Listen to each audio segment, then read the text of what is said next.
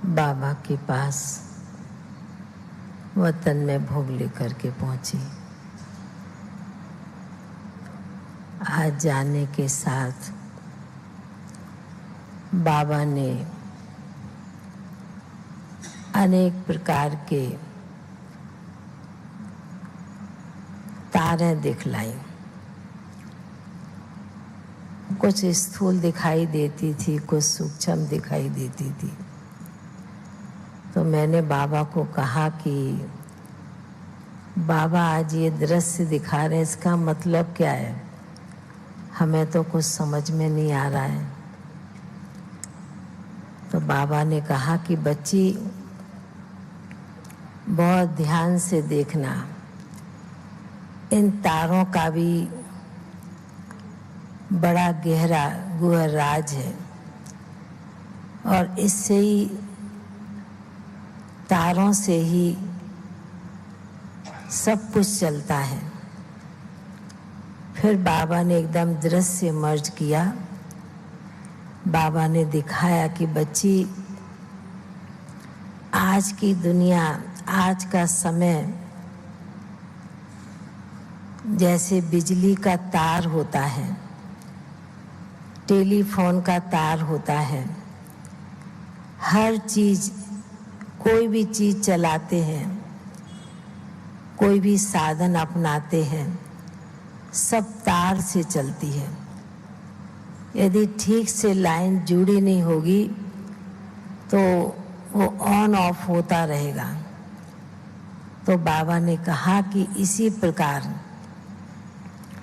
आप बच्चों की बुद्धि की जो तार है, बाबा ने कहा वह तार तो फिर भी स्थूल रीति में दिखाई देती है, पर बुद्धि रूपी तार, सूक्ष्म जो तारे हैं, बाबा से लगन और प्यार की जो डोर है, बाबा ने कहा वह दिखाई नहीं देती।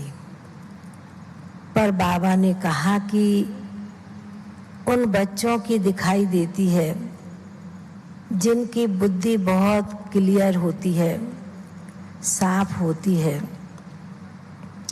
और जहाँ भी बैठे, जिस स्थान पर भी बैठे, जिस हाल में भी बैठे, हाल माना कोई हॉल की बात नहीं, बाबा कह रहे हैं कोई भी परिस्थिति में, तो बाबा ने कहा उन बच्चों का बुद्धि की लाइन, बुद्धि की तार बाबा से जुड़ जाए।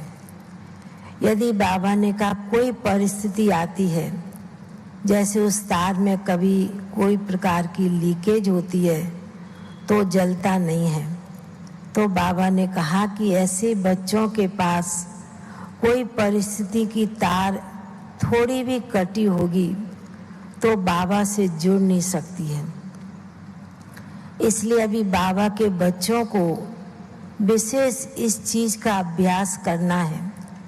जिस प्रकार स्थूल चीजें तारों के आधार पर चलती है, तो बाबा के साथ में भी हम बच्चों का उसी प्रकार बुद्धि की लाइन जुड़ी रहे, क्योंकि बाबा ने कहा वह तारें फिर भी देखने में आती है, पर ये याद रूपी बुद्धि की तार देखने में नहीं आती।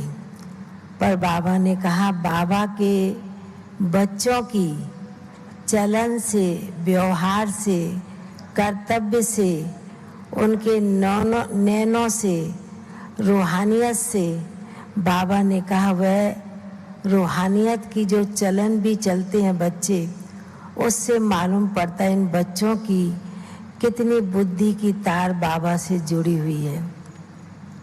तो बाबा ने कहा आज सद्गुरुवार का दिन है, तो बाबा विशेष बच्चों के पास भी चक्कर लगाने के लिए जाते हैं और विशेष यह भी देखते हैं कि सद्गुरुवार के दिन विशेष बच्चों की तार भी बाबा से जुड़ी होती है, क्योंकि कई स्थानों पर अमृत बेले से ही बाबा के प्रति भोग बनाते हैं, भोग रखते हैं, भोग सजाते हैं। तो बाबा ने कहा उस भोग में भी वो भावना और शक्ति भर जाती है। तो बाबा ने आज विशेष ये संदेश सुनाया और बाबा के सन्मुख तो कई आत्माओं की भी याद दी। तो बाबा ने भी उन्हें बड़े प्यार से, बड़े स्नेह के साथ इमर्ज किया और बड़े प्यार से बाबा ने उनको इमर्ज करते मधुबन का भोग बूंदी स्वीकार कराया। बाबा ने कहा बाबा के घर के एक एक कणे का भी बहुत बड़ा महत्व है।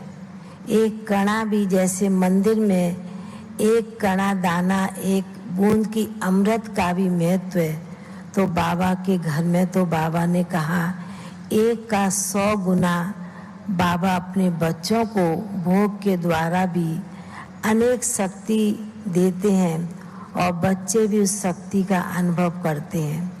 ऐसे कहते हुए बाबा ने बड़े प्यार से भोग भी स्वीकार किया और सभी फिर भाई बहनों को बाबा ने बहुत बहुत स्नेह भरी याद प्यार दिया।